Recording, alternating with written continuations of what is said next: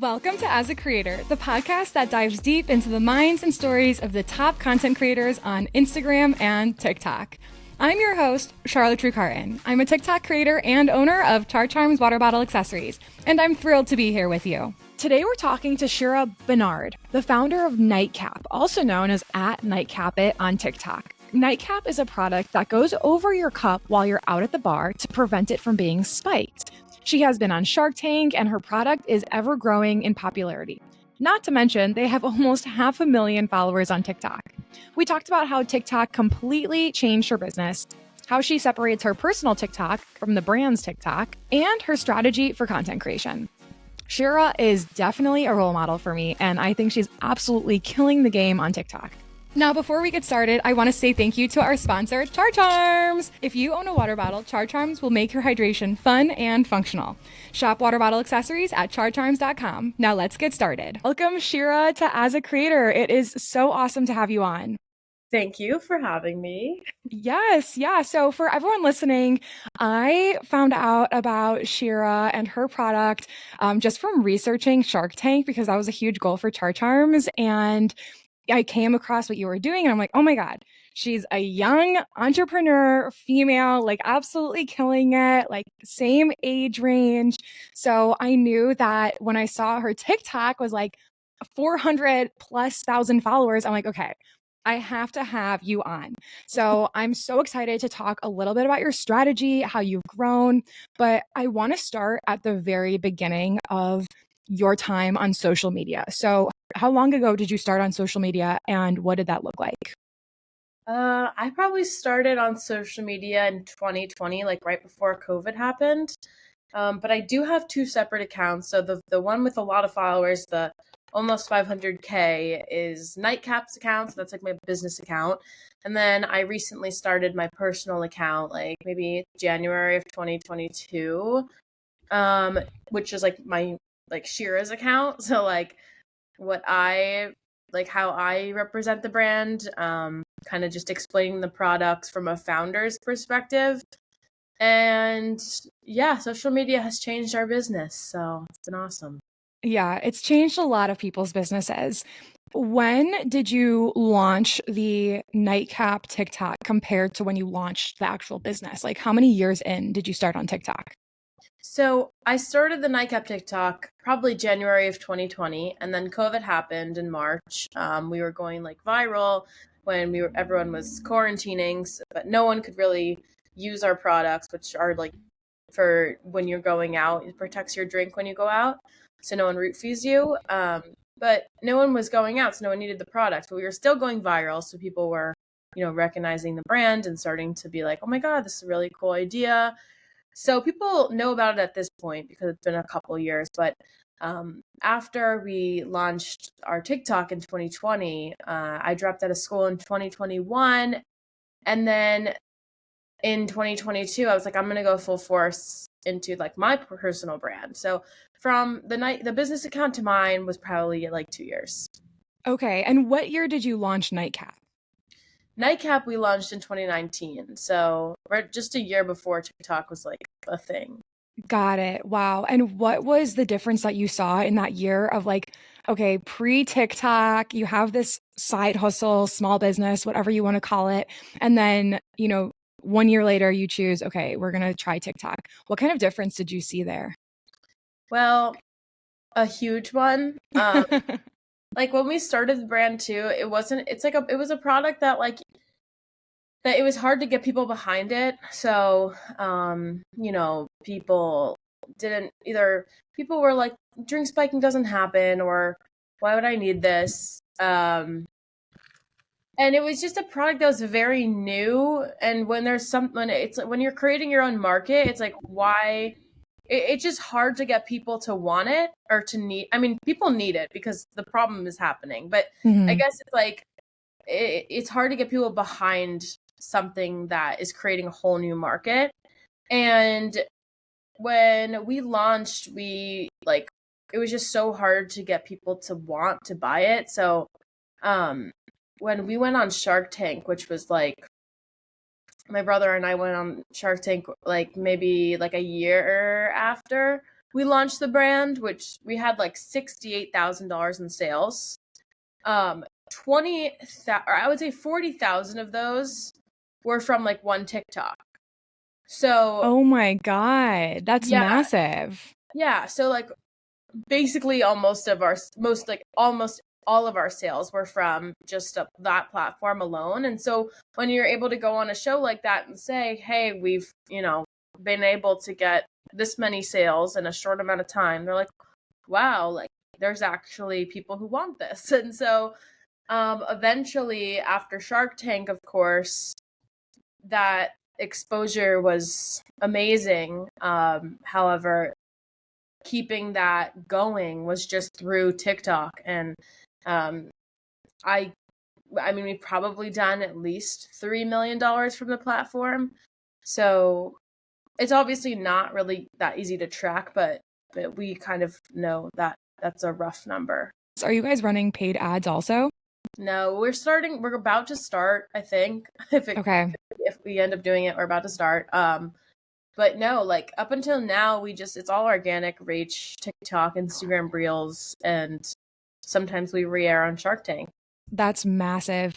And I think the coolest thing about TikTok is that even if you choose to run ads, like the odds of your ad performing really well is almost the same odds as you going viral. Like you can get that same organic reach, especially if you're not completely saturated, like you don't have 6 million followers and like you've kind of reached that peak. This is just like what I've heard with businesses that are like, yeah, I mean, you can continue to keep growing.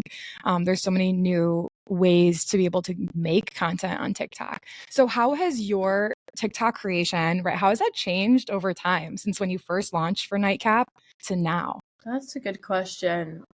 The first 3 months of both accounts, you don't know what you're doing. Right. You just feel so uncomfortable and you're trying to find your style of content that you like. If there's multiple types of content, what the people like. The reason I created a personal brand was because I wanted to showcase myself and behind the scenes of the company, because on the first account that we have, it was just pictures of how to use the product. What is the product? There was no face behind it. And I think putting a face to it changed the game for like everything, just because as a consumer of other brands, I want to know who's running the brands and like what they're doing behind the scenes. So I figured, maybe people want that about our product. So I started getting in front of the camera, and like the first couple months was just so weird, but I knew I like really wanted to do it. I thought I had a lot of like insight to give on just like business, and like you can start a business as a young entrepreneur. It's not impossible. So that's what the intention was behind it. But now it's like, I mean, either I content batch or every single day I'm like sitting at my window, like this is our new product, or this is how you use our product, and showcasing all the different kinds of things we've launched and behind the scenes and partnerships that we've done with universities, and what kind of people buy our products, and how they use them. So it's a whole, I guess, different. They're always different, but I'm pretty familiar with the sit down, make it feel like you're talking to your friend type of content rather than like a day in my life. Mhm. They're fun to make, but they're just not common for me. Yeah. No, I see that you do a lot of the reply to comment videos. Yeah, like I wanna reply to someone's question because I know 100 people probably had the same question, and Mhm. that way it gives you content ideas without you having to like think of something. It's like you're answering your customer. Why else? I mean, what's just a great feature. Oh my gosh. Yeah. And I think actually I even fall into the trap of being like not wanting to respond to some of these questions. But like yesterday, someone commented on my videos and she was like, Charlotte, what's your favorite bundle? And I haven't responded to that yet, but like I have that question in the back of my mind, like exactly what you just said. If she has that question, I'm sure 30 other little 12-year-olds have that same question about like what my favorite bundle is. And even if it's not like the most viral worthy video, you're putting it out for that customer and like building that connection. Yeah, and I think that a lot of the times it's not always the viral videos that are super I mean, they're not that important necessarily. I think that if I'm really connected to a founder, like I want it to be more intimate and I would be like, "Oh, I'm only the third person seeing this." Like I think it's cool to like build a community like that and cool yeah, I'm sure like the viral videos are awesome and you probably do a lot of sales and website traffic. Super cool, but the videos that don't go viral for you are the ones that are building that community, I feel. Mhm. And I think that's like the most important for us at least. Yeah. How do you differentiate between like really sitting down to try to make a viral video versus just sitting down to like build that community, do that organic content that you know is just nourishing your followers? Do you Yeah. have an intention behind those types of videos? I try to, I mean, I rarely sit down and I'm like, this is going to be viral Yeah. because I just know that I never have sat down and said this is going to be viral and it's gone viral. But I've sat down and like planned a little video for my followers with no expectations and have that gone viral. So I just know that'll never work, especially if I'm planning for it to go viral. And if you plan for it too, you just end up more disappointed if it doesn't. Yeah. Um, It's always the unexpected ones that go viral. yeah, all the time. And I mean, so I feel like recently too, like the past couple weeks, um, you'll make like a video and it does more traffic a couple weeks later. So Yes. Oh my yeah, right. God. Hmm. Yeah. So when I've been posting, I'm like, I'm just not even gonna look at it because I know it's like very far from what I want it to be. Hmm. No, that's So been happening to me too. I just had a video. I posted it on the 9th of August. Okay, so like almost 2 weeks ago. And then yesterday or this past weekend, I looked and it was at 500,000 views. It literally went from 5,000 to 500,000. right. Yeah. And it didn't move for several days. Yeah. So Yeah. super weird. I don't Yeah. know like how this is happening because that's how Instagram is. Do you see a difference in viral videos on Instagram versus TikTok? 1000%. I the repurposing content for me also doesn't really work. Like I can't if I want to take a reply to comment video from TikTok and put on a Reels, I mean Reels is like, what are you doing here? Mhm. Like, but I do see the videos that go viral for us always like a trending sound on Reels, and it's like this girl was covering her drink with a coaster or her phone, but instead I showed her this. So I feel like unfortunately starting with like negativity it sometimes works. Even if you want to be like, this is what not to do and be like completely joking, um, Mhm. people like that is just like that's what our brain likes is something negative. It's No, so you're crazy, so but right. it's true. Like, I mean, nobody really wants to be told what to do anyway. Like it's like you tell a baby not to do something and they go do it. That's I feel like we're like that. Uh-huh. Even when I'm like, I thought about this when I was like first trying to get like sell in boutiques and I would try to sell them, like no one wants to be sold. Like no one wants to be told what to buy. So it's Yeah, that like anti-influencer thing. And like you guys are doing a great job at that because you're showing like, oh my gosh, like this guy was being so creepy or like, oh, this girl, like look what she's doing. And it's that like, oh my gosh, like what's gonna happen aspect. And then you can pull in your product and be like, here's NightCap. So you right. guys do a really good job at that. So how much do you actually repurpose from TikTok to Instagram? Not a lot. I used to do more and then it just the results weren't that good. So I'm just like, Mm, oh.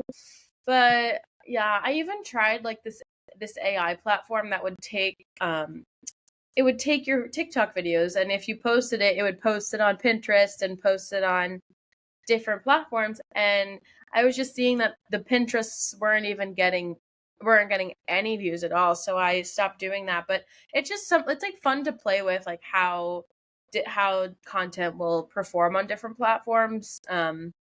And sometimes the results aren't what you want, but it's good to know, I guess. So um, I stick to TikTok and Instagram. I dabble in sometimes, but TikTok is our best platform. got it. I mean, you have the most followers on it, so obviously it shows.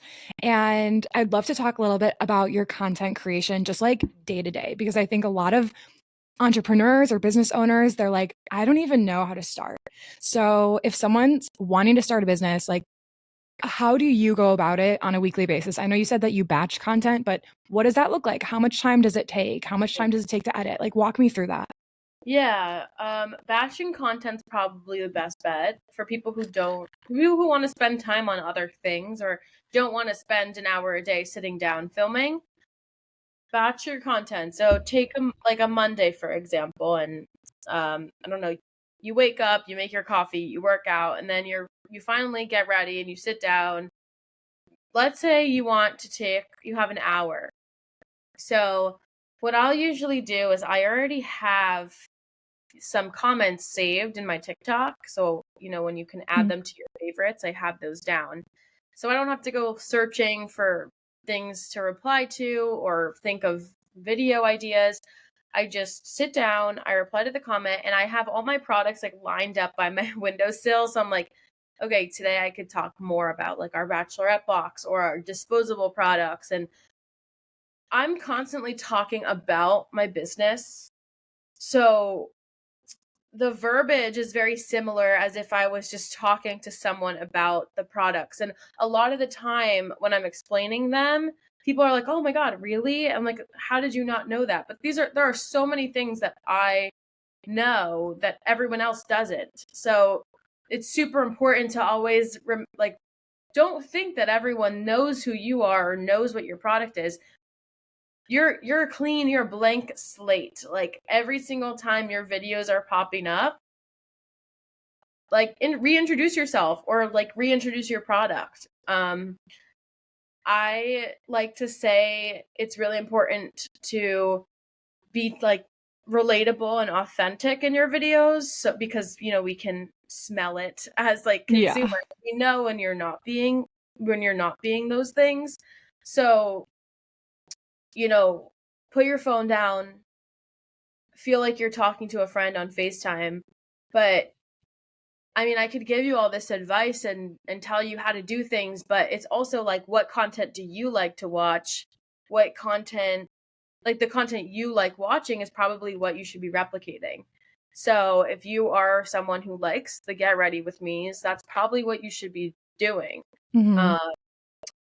And for me, that's just the easiest and the most comfortable I feel is explaining my products to my followers and new people who are unfamiliar. It's also a mission driven product, so it's like, this is a real problem, let's talk about the problem too. Let's talk about how you can stay safe, and if you're in college, here's something that you might want.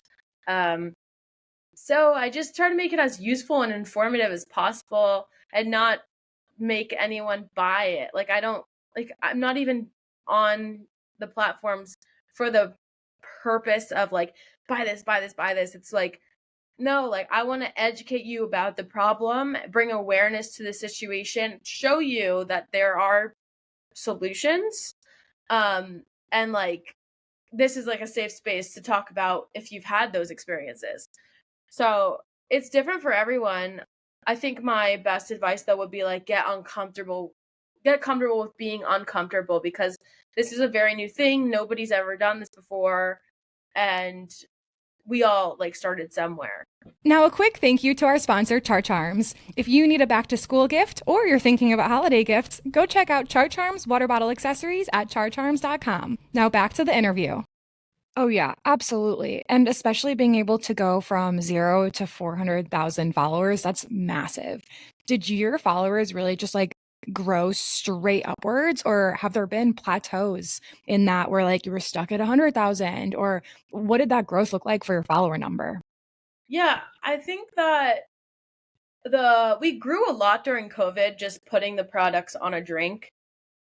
So for me, like, I'm more proud of the account that I built off of me. And that account now I think has like 112,000, which I'm like, I never even thought that I could accomplish that. Like before I started on TikTok, I was like, I don't really know what's interesting about me. I'm just like living my life. And then once you start, Aw. I mean, sure, like once you start to like make content, you're like, oh, people really resonate with this. And like, you don't even have to have anything that cool about you. Like, you can just be relatable, and people eat that up. Like, you're gonna build a community no matter what, because like there are billions of people, and we're all looking for human connection. And if you just get on the app, start talking about your interests or your thoughts, you're like bound to find some type of community.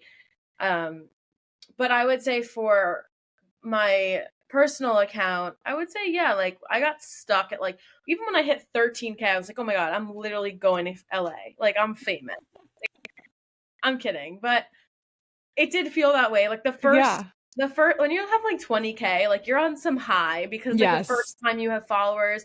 At this point now, I'm like, I don't care. The followers are just a number. I care about my engagement, like who's engaging with my videos, and like what are they saying? How can I help? And but yeah, I think that you get stuck, and then when you think that you're never ever going to grow again, you'll see a growth.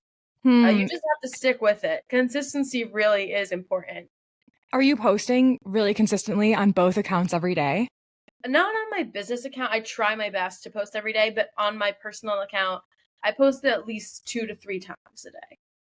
2 to 3 times a day on your personal? Yeah, at least once, but like 1 to 3 times, yeah.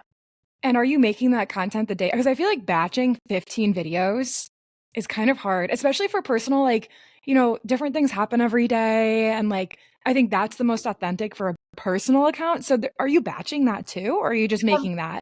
Like if I'm batching, I'll usually do like I'll just post like Monday, Tuesday, Wednesday, like once every day. Because you have like maybe 10 videos and you want to spread them out nicely. But like I'll be on the fly, just like, oh, I have something else that I want to say, or I see another comment that I want to address right now. Yeah. So you don't have to post that much, but it's, yeah, I mean, it's done well for me. So yeah, 100,000 followers is amazing. You actually are inspiring me to like want to create my own personal account. I saw this one girl. What? No, go ahead.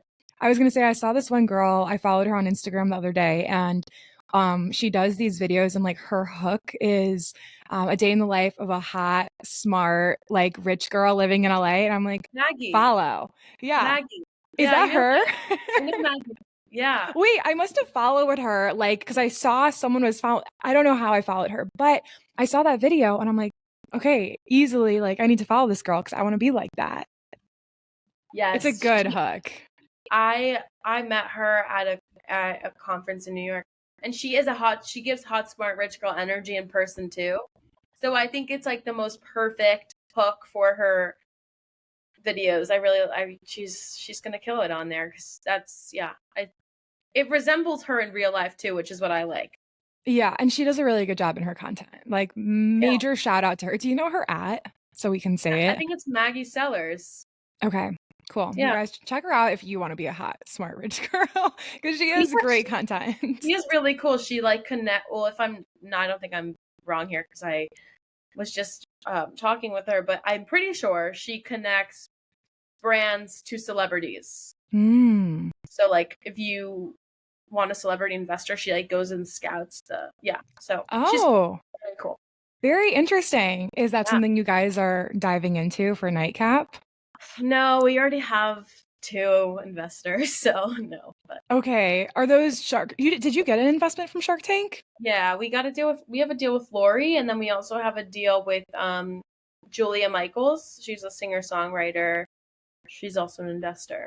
Wow. How is that? I know this isn't content creator related, but like it's just very interesting for me to like talk to someone who actually has been working with Lori, because she would be like a dream. What is that like? It's like, I mean, it's pretty awesome. Like I remember being on the phone and like with her for the first time. I'm like sitting in my freshman dorm. I'm like, what the heck is going on? But it's been like 3 years now, so it's just like the normal. It's pretty, like, it's cool. It's always going to be surreal to me, because it's always something that I've I thought would be like amazing since I was little. I used to watch like Shark Tank, and um yeah, it's cool. She's a really awesome like person, really like genuine, and her whole team is super comforting and cool. Yeah. Yeah, and I'm sure they're so helpful and like they're rooting for you, right? I mean, any investor team is like wanting you to win and absolutely kill it. Oh yeah. Yeah. Yeah, obviously, right? I mean, they're investors. Yeah, you never Um, know. Yeah, but yeah. Awesome. So actually back to the content creation, right? Because that's the reason we're here today. And like you said that social media has changed your business. How much how much time are you putting into the nightcap? Do you have a team that you want to hire for it and start delegating that? Like, what are you thinking? Are you talking in terms of content or in terms of just like nightcap in general? The social media side of nightcap. No, I mean, I would say 2-3 hours a day. Like that includes editing. Hmm. But sometimes like I really don't know because I'm constantly doing it. So it's like I could be doing it for many more hours than I realize. Yeah. If I had to think about it, I think like I would say like 2-3 hours a day. Um Either just like engaging, creating, editing, stuff like that. I Yeah. feel like a lot of people don't realize that it actually takes that long. It does. And it could take longer if you have like a lot of stuff to edit, but that's when you should like delegate it out. I just actually hired someone before this to create content for my podcast, which is interesting because when you like to create content, it's hard to like give someone the freedom to do that. But it's almost like you don't realize how much time you're spending on these things, so you have to. Would you ever delegate that TikTok task of nightcap to someone else, or do you want your face to always be it? If I did, I think I'd want a combination of both. Mm, But that's a good question. I haven't like I would, but like in years from now. got it. Once you're like really like kind of out of the business a little bit, you're not like in the weeds as much. Yeah. Yeah, I could totally see that. I mean, that's a goal for me too. It's like I don't want to be creating TikToks for the rest of my life. Yeah. Hopefully you don't have to do it for like for life, but like for now it's cool. Like there's been no other time ever that we've been able to just hop on our phones and be like, this is what I do, and like advertise it to the world and just that easily for free. So Absolutely. yeah, and I like it too. So How do you stay consistent with posting every single day? because I like it. Like that's Mm. literally why. If I didn't like it, I probably don't think I could. I don't think I could do it. What if there's a business owner that like doesn't like creating TikTok or they don't like the app? What should they do? Like, should they just hire someone to do it or should they just go a different marketing route? Because TikTok, I feel like every business needs to be on. I feel like you would. Most people would say hire someone to do it, but I would almost say hire someone to like follow you around and film what you're doing. I really think that businesses can benefit from showing the founder. Like I guess you could hire some person to promote and talk about it, but I want to speak to the owner. Like I want to feel like they're friends.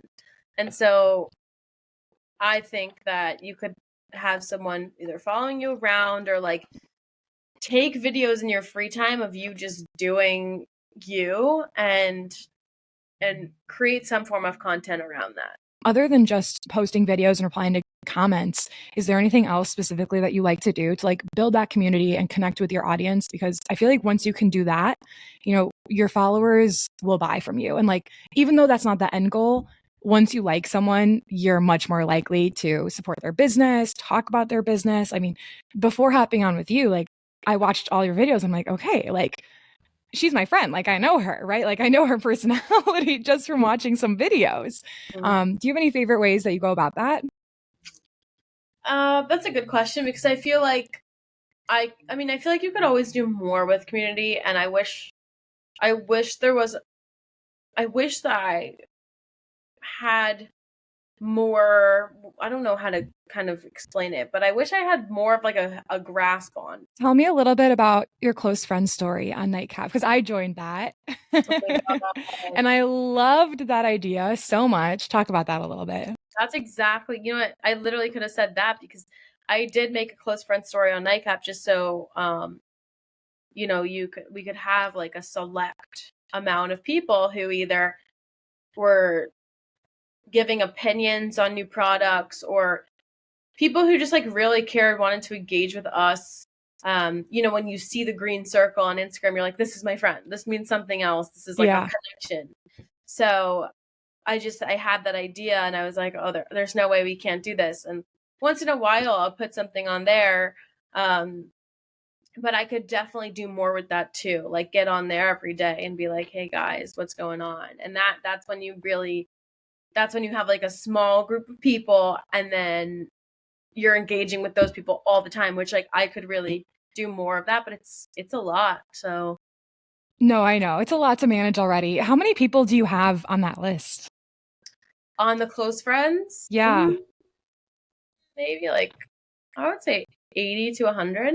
Okay, that's a really solid number though. Like, right? Yeah, because we have like 50, I think 50, over 50,000 on Instagram, and obviously not everyone is like watching your stuff, engaged, yeah. But those are like your power users. 100%. Like we've got the people who like work for us or have promoted us, or just people who we know, we have connections to, and then some who we don't know, and then they want like more of a connected feeling with like us. So yeah, I love talking to my power users and utilizing like all of their opinions, asking them what they think, you know, doing little polls, sending out little surveys in exchange for free gifts. I mean, just being able to get as much feedback as possible because the customer is everything, right? Like they are the most important one. So I love that idea. I low-key might steal the close friends idea from you because I thought it was so smart. Even if you only use it like once a week, just getting on there and them feeling like it's like a special connection to you, I think is really, really cool. So last question, what do you think is the essence of being a really good content creator? Because you guys have it down. You have a ton of followers. You have a community. I mean, you're solving this huge pain point in the drinking scene and going out scene. And I personally love it and connect to it so much. But what do you think is the most important thing? Man. Okay. Well, I would say knowing your real, like knowing knowing who you are and knowing like, your morals and your values and how you're going to portray that to your audience. Because you have of course, like maybe it is oversaturated, maybe it's not, I don't know, but I don't think it is. I think anyone can start now. I think it's still early to start. But you have so many people on the internet that could be promoting things that aren't good. People use their platforms for negativity. Whereas like I get a breath of fresh air every time I'm like on a body positivity influencer's page or they're posting something. I'm like, oh, thank God they're back. Like, so like if you have good intentions and you want to promote positive, anything positive, seriously, I think that is really important because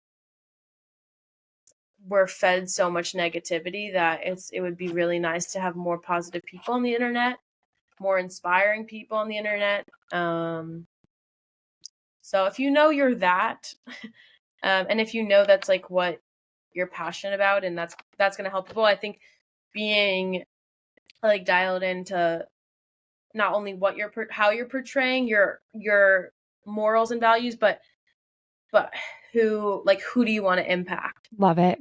Awesome. Thank you so much for being on.